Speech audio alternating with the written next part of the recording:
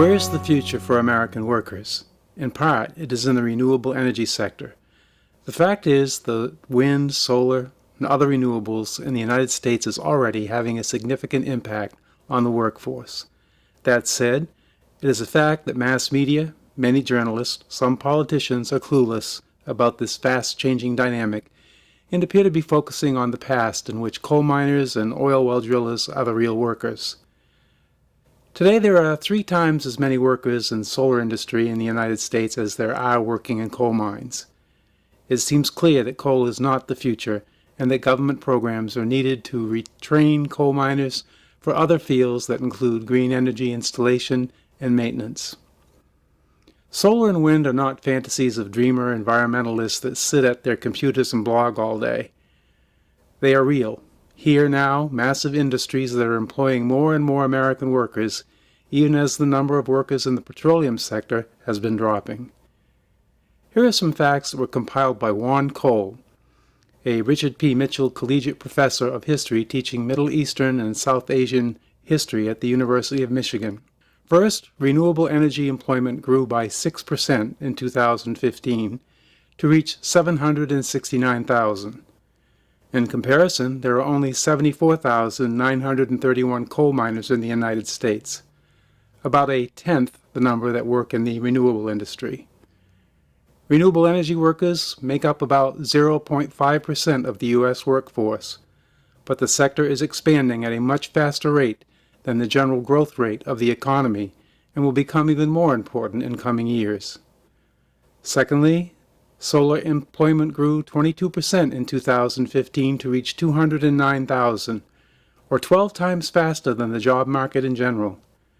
And 24% of these jobs were held by women, up from 19% in 2013, a bigger share than in oil and gas employment. Over half of these solar jobs were in residential installation. See exactly what the crew is doing here. Thomas is up there connecting the wires to the PV modules and the microinverter. So the little shiny object that he's stepping over right now is a microinverter, 1 per panel. And those will get installed first on the rails, and then the panels get installed over the top. Those convert the DC electricity that's produced by the panels into AC electricity and synchronizes it with the house electric power. So these units actually sense the voltage and the frequency of the power that comes from the grid, and then they synchronize themselves to that. And that allows the power to flow right into the house through a circuit breaker where it goes to loads in the house. And then on a day like today, in the middle of the day, you got a sunny day, there aren't a lot of loads happening in the house right now, so the power that's being produced by these panels will most likely spin the meter backwards. While a little over a fifth were in utility scale installation and maintenance.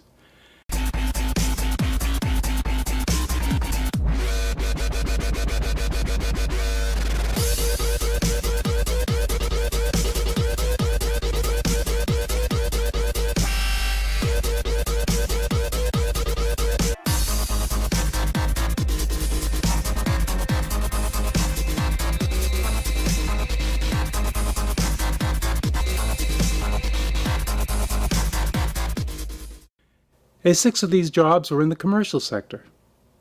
Keep in mind that only 187,000 or so workers are employed in the oil and gas extraction. In light of the data on employment in the solar sector, it is interesting to consider that the Chinese may well get ahead of us in the area of manufacturing inexpensive and efficient solar panels, as they are putting billions into research and development in this area. If this happens, the result will be a huge opportunity lost for American workers, since the 15% who now work in manufacturing could be a much larger number. 代表我们中国的这个中国字的是日，一个圆圈一个点，啊，然后呢月一个月牙儿，能不能做一个这个日出的形象，啊，这个来解决它。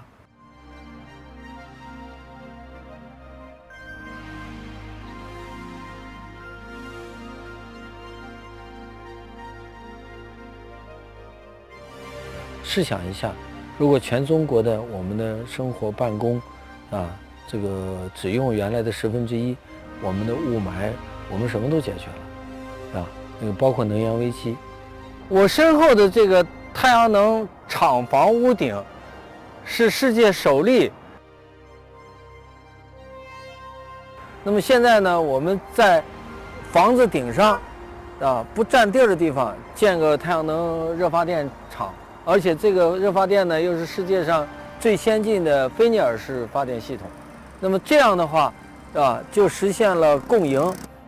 那么它当然对未来来讲并不是可能是最好的，但是它是首例，它是一种突破。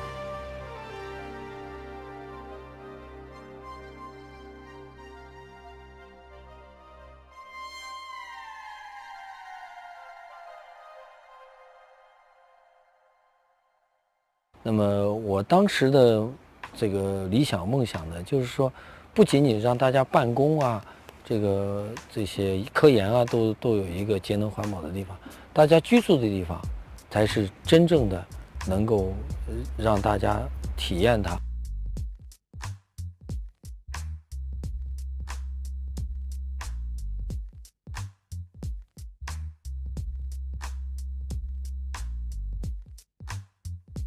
中国尽管是太阳能热水器和光伏的最大的制造国，是整个1半人口都用太阳能，是世界总量的76%。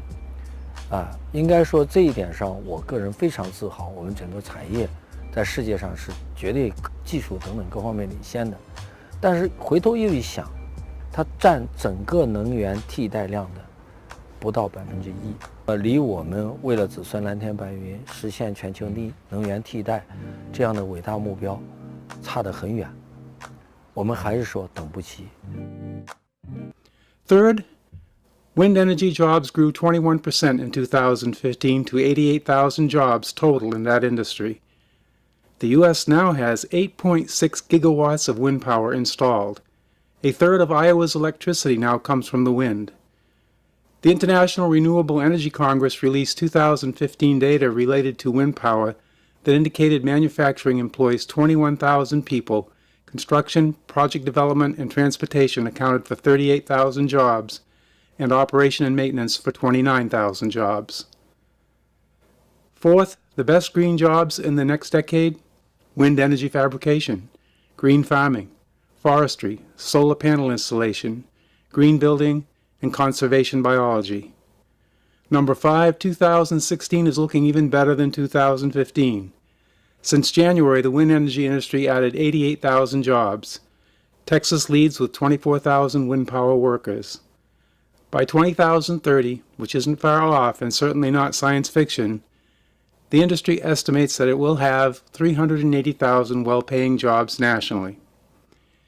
Fuel for solar and wind is free.